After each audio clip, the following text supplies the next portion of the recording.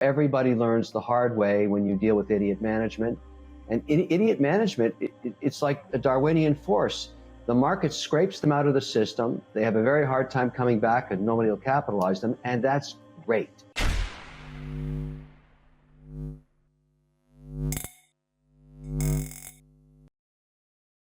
Hey guys, welcome back to Library of Wealth. Today we have investor Kevin O'Leary with the latest crypto and market update. O'Leary says the crypto industry will be gaining volatility because the market isn't regulated and there's no institutional bid. O'Leary occasionally takes advantage of the high volatility by doubling down on big names like Ethereum, Bitcoin, and Polygon. The crypto asset class isn't correlated with things like inflation yet. Because of this, O'Leary believes the real issue is that the institutional buyers are not purchasing any cryptocurrency. Let's listen to this interview with Kevin O'Leary as he talks about the future inflation, crypto, and where the economy will fall. Don't forget to like and subscribe if you enjoy the content we do here on this channel. Let's get right into the video. The context of an investor, not any one specific blow up, but over the last 90 days, we've had catastrophic failure in all kinds of different business models, from stablecoin to platforms that do lending. I mean, this is actually a good thing from this perspective. I mean, what's occurring here is the experimental business models, or what I would call, without showing any disrespect when I say this, but just idiot management teams that have never had any experience with leverage, because leverage has destroyed platforms long before crypto, whether it was stocks or bonds or real estate. If you don't understand what you're doing with leverage, you get wiped out, and you should get wiped out. And it's a very important learning experience for the market, and it scrapes the patina of idiot management out of the ecosystem, and it leaves the remaining companies much stronger, and that's the important part. Luna gets wiped out, an algorithmic stablecoin. It's a good thing. Now, yes, you have to sacrifice the company, and you have to sacrifice some shareholders, but it's for the greater good of this nascent industry. And so everybody learns the hard way when you deal with idiot management. And idiot management, it's like a Darwinian force. The market scrapes them out of the system. They have a very hard time coming back and nobody will capitalize them. And that's great. And I think we're going through we're probably in the third inning of that. And the remaining companies are far better off. There's much more to acquire. There's assets out there that are very inexpensive. There's a consolidation going on.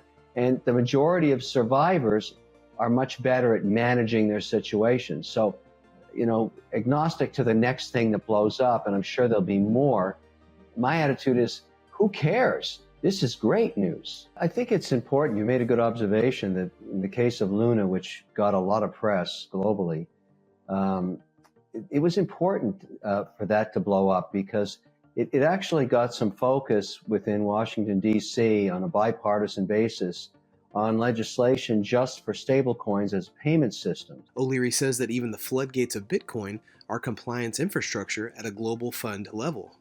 He believes everyone should allocate any portfolio or portion to Bitcoin. When this occurs, massive changes will come to the entire system. O'Leary says you can either be ahead of the curve and risk not knowing what will happen next, or wait until it occurs as price appreciation, which will change everything. This will open up trillions in access to a brand new asset class. O'Leary reminds us that there is an abundance of talented people working on the blockchain and new projects every day, so Bitcoin should be thought of as a software, not a coin. And so the idea that we can get one bill to actually regulate the entire crypto ecosphere is not realistic, and that's not going to happen. You think about the broad spectrum from NFTs to tokens to various projects, and I always get people to remember, when I can, is to say to them, Bitcoin is not a coin, it's software. Ethereum software, Solana software, Polygon software. These are software projects. Will eventually prove out their merit, or they won't, based on the economics of revenue at some point and all the applications that sit on top of these. So they'll either win because they're good technology, or they won't. And so if you're a venture investor, as I am, you want to take a lot of positions because you don't have certainty in what outcomes are going to occur. You need diversity. But in the case of stablecoin, the opportunity, which is so interesting, is that a stablecoin backed by the US dollar and treasury bills, for example, no different than a money market account, would overnight, if it was passed and regulated, let's just take USDC by Circle, for example, and it was actually regulated as a payment system, that would create a standard of payment backed by the US dollar globally. And what politician, regardless of what state they're in, doesn't want that? It secures a place for the American dollar beyond just commodities of oil and iron and other payment systems that are built around commodities that are always backed by the US dollar. But that legislation is very simple. It's 5 pages in some of the bills by Haggerty and Toomey that simply says, look, we audit it every 30 days. We make sure that nothing that's supporting the token is a duration longer than 12 months. And we have total transparency in these audits. Now, not every stablecoin is going to survive the transparent audit, but that's okay. There's enough of them that will, or be started that will. And then we let companies compete, just like there's a money market fund at Fidelity and there's one at Schwab and other firms.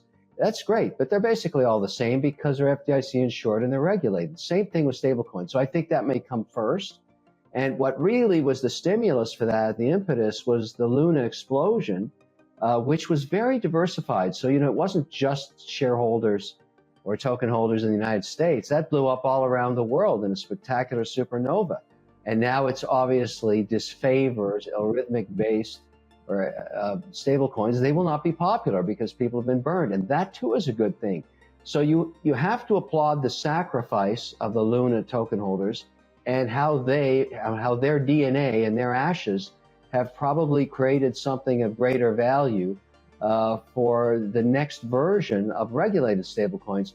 And again, we applaud them, we thank them, and they too will not invest in stupid managers. And all of this is great stuff. It's all good.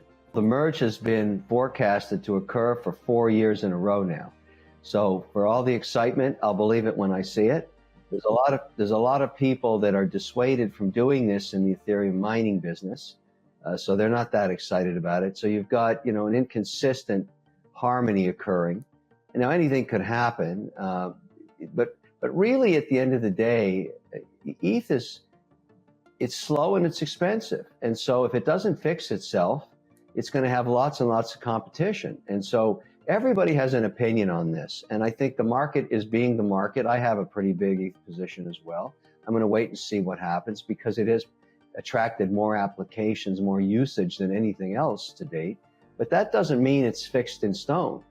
Anything could happen. And so I also think that there's other applications from HBAR to Solana, Polygon, all kinds of different ideas in terms of how this should happen and how financial services work and the cost, the speed, the fees, the transparency, auditability, security, all of these things.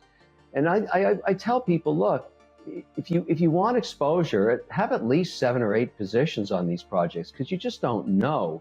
You can do it by order of market capitalization. That's easy to find out.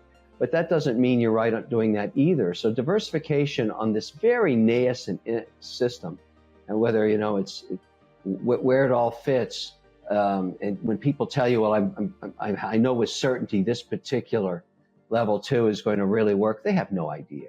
It's the adoption by users of apps and applications on top of it, and payment systems and transparency and all the rest I mentioned that will eventually determine whether that platform is profitable or it isn't. At the end of the day, if it never makes any money, it's going to zero like every other business. And many will go to zero, and that too is okay. I think there'll always be, opportunistic token creation and trying to define it, whether you're playing a game or whether you're using it to buy something in the metaverse. There's so many different use cases being tabled. But in the end, when you look at most markets, what you find is it's the adoption of standardization that creates value. O'Leary says that politicians are destroying the bull market because they lack the knowledge to run a business. All of the policies being put in place are dealing massive amounts of long-term damage to the economies. He says that inefficient policies will only cause companies to distort and try to find a way around them. O'Leary knows that everyone wants regulation because once an American stablecoin policy is established, the dollar will become the global default payment system. O'Leary feels that once the first piece of legislation is in place, it will pave the way for even more crypto regulations. What do you guys think about Kevin O'Leary's opinion on the crypto policies being put forth? Let us know in the comments below. Thanks so much for watching. Don't forget to like and subscribe. This is Library of Wealth. We'll see you in the next video.